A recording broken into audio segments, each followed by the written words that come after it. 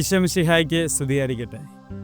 വിശുദ്ധ യോഹന്നാൻ്റെ സുവിശേഷം 21 അധ്യായം 1 മുതൽ 14 വരെയുള്ള തിരുവചന ഭാഗങ്ങളാണ് തിരുസഭാ മാതാവ് ഇന്ന് ധ്യാന വിചിന്തനത്തിനായി നമുക്ക് നൽകുക.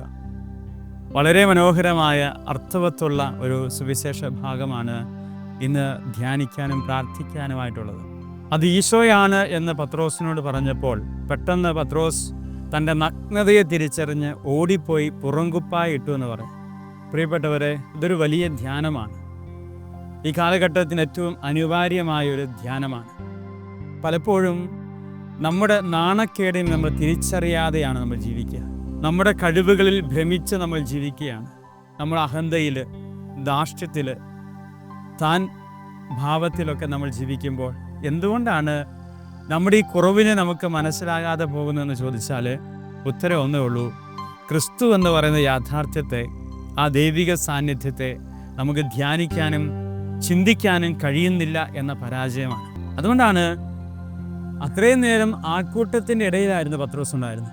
മറ്റു കൂടെ ഉണ്ടായിരുന്ന ശിഷ്യന്മാർ, ജനക്കൂട്ടം, അവൻ്റെ വലിയ ആർഭാടത്തിൻ്റെ നടുവിൽ, അവൻ്റെ അധ്വാനത്തിൻ്റെ നടുവിൽ അവൻ്റെ നാണക്കേടിനെ അവൻ മറന്നുപോയി എന്നുള്ളതാണ്. പക്ഷേ അവിടെ എല്ലാം പെട്ടെന്നൊരു വഴിത്തിരിവ് അവൻ്റെ ജീവിതത്തിലേക്ക് വരികയാണ്. എന്താണ് വഴിത്തിരിവ്? ഞാൻ നഗ്നനാണ് എന്ന തിരിച്ചറിവ്. എനിക്ക് കുപ്പായമില്ല, ഉടുപ്പില്ല എന്നുള്ള തിരിച്ചറിവ്. ഞാൻ മറ്റുള്ളവരുടെ മുമ്പിൽ നാണം കെട്ടവനാണെന്നുള്ള തിരിച്ചറിവ്. അത് ക്രിസ്തുവിൻ്റെ സാന്നിധ്യമാണ് അവന് കൊടുത്തത്. പ്രിയപ്പെട്ടവരെ, ഈ ഒരു ബോധ്യം നമുക്കൊക്കെ ആവശ്യമാണ്. എന്തുകൊണ്ടാണ് പലപ്പോഴും നമ്മൾ മറ്റുള്ളവരെ ചോദ്യം ചെയ്ത് ജീവിക്കുന്നവരാണ്. ഞാൻ അങ്ങനെ ചെയ്താൽ നീ ആരാ ചോദിക്കാൻ? ജീവിത പങ്കാളിയോടോ, മക്കളോടോ, മാതാപിതാക്കളോടോ, അയൽവക്കക്കാരോടോ, വൈദികരോടോ, സന്യാസി ആരോടൊന്നുമില്ല. നമുക്ക് ധാർഷ്ട്യമാണ്. ഞാൻ എനിക്ക് ഇഷ്ടമുള്ള പോലെ ജീവിക്കും, നീ ആരാ ചോദിക്കാൻ? എൻ്റെ ഇഷ്ടത്തിനനുസരിച്ച് ഞാൻ പെരുമാറും, നീ ആരാ ചോദിക്കാൻ? നമ്മുടെ പലപ്പോഴുള്ള ചോദ്യം ഇതാണ്.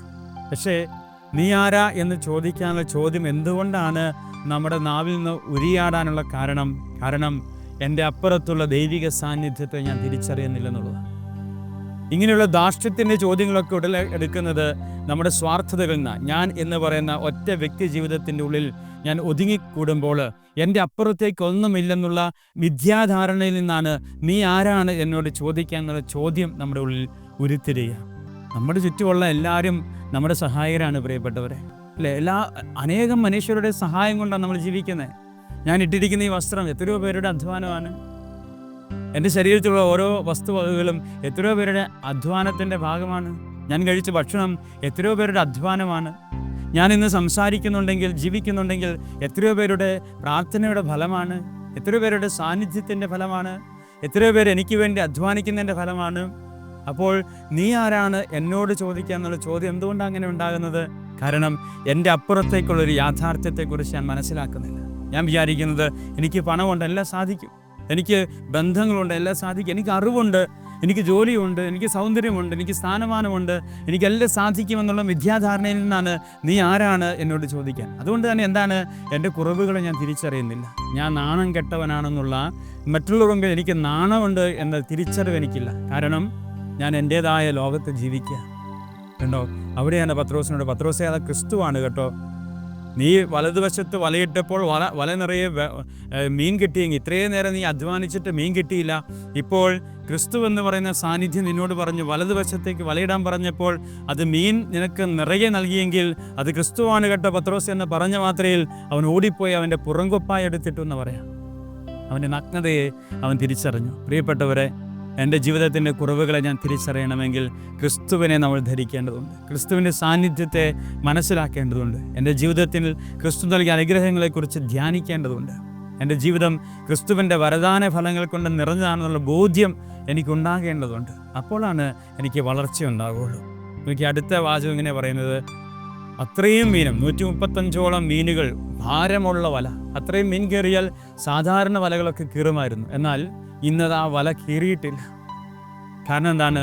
അത് ക്രിസ്തുവിൻ്റെ കൈയൊപ്പുള്ള ആ വലിയ സാന്നിധ്യത്തിലാണ് ഭാരം അവൻ പൊക്കുന്നത്. അപ്പോൾ ആ ഭാരത്തെ നശിപ്പിക്കാൻ ആർക്കും കഴിയില്ല. കാരണം അത് ക്രിസ്തുവിൻ്റെ കൈയൊപ്പുള്ള ഭാരമാണ്. ക്രിസ്തു താങ്ങുന്ന ആ വലയാണത്. കണ്ടോ, അത് കീറിപ്പോകുന്നില്ല. പലപ്പോഴും നമ്മുടെ ജീവിതത്തിൻ്റെ ഭാരങ്ങളൊക്കെ നമുക്ക് താങ്ങാൻ കഴിയാതെ പോകുന്നത് നമ്മുടെ കൂടെ ക്രിസ്തു ഇല്ലെന്നുള്ളതാണ്. നമ്മുടെ സാന്നിധ്യത്തിൽ ക്രിസ്തു ഇല്ലെന്നുള്ളതാണ്. നമുക്ക് വഹിക്കാൻ പറ്റാവുന്നതിനേക്കാൾ അപ്പുറത്തേക്ക് ഭാരം നമുക്ക് തോന്നാൻ കാരണം, ജീവിതം മടുത്തു എന്ന് തോന്നാൻ കാരണം, ആത്മഹത്യയിലേക്ക് പോകാൻ കാരണം, പരാജയപ്പെട്ടപ്പോൾ സങ്കടമുണ്ടായിട്ട് ജീവിതം നശിച്ചു പോകാൻ കാരണം, പലപ്പോഴും പ്രാർത്ഥന അരൂപിയിൽ നമ്മൾ വിട്ടുപോകാൻ കാരണം, ആത്മീയ ജീവിതം തളർന്നു പോകാൻ കാരണം നമ്മുടെ ഉള്ളിലെ ക്രിസ്തു സാന്നിധ്യം നഷ്ടപ്പെട്ടു പോകുന്നു എന്നുള്ളതാണ്. ക്രിസ്തു നിറച്ച വലകളൊന്നും ഒരിക്കലും കീറിയിട്ടില്ല. ക്രിസ്തു വഹിച്ച വാഹനങ്ങളൊന്നും ഒരിക്കലും നാണം കെട്ടിട്ടില്ല. ക്രിസ്തു വഹിച്ച കുരിശൊരിക്കലും നിന്ദിക്കപ്പെട്ടിട്ടില്ല. ക്രിസ്തു സഞ്ചരിച്ച കഴുത ഒരിക്കലും അപമാനപ്പെട്ടിട്ടില്ല. എനിക്ക് ക്രിസ്തു വഹിക്കുന്ന ഒന്നും നശിച്ചു പോവില്ല, നഷ്ടപ്പെട്ടു പോവില്ല. അങ്ങനെയെങ്കിൽ നമ്മൾ ക്രിസ്തുവിനോട് കൂടെ ശേഖരിച്ചാൽ അതെന്നും എക്കാലത്തും ഉണർവുള്ളതായിരിക്കും. ക്രിസ്തുവിനോട് കൂടി സഹിച്ചാൽ അതിനർത്ഥമുണ്ടാകും. ക്രിസ്തുവിനോട് കൂടെ ക്ഷമിച്ചാൽ അതിന് വിലയുണ്ടാകും. അതുകൊണ്ട് ഈ 2 ചിന്തകൾ നമുക്ക് മനസ്സിൽ ധ്യാനിക്കാം. ഒന്ന്, ക്രിസ്തുവിനെ തിരിച്ചറിയുമ്പോഴാണ് നമ്മുടെ കുറവുകൾക്ക് നമ്മുടെ വെളുപ്പം മനസ്സിലാവുക.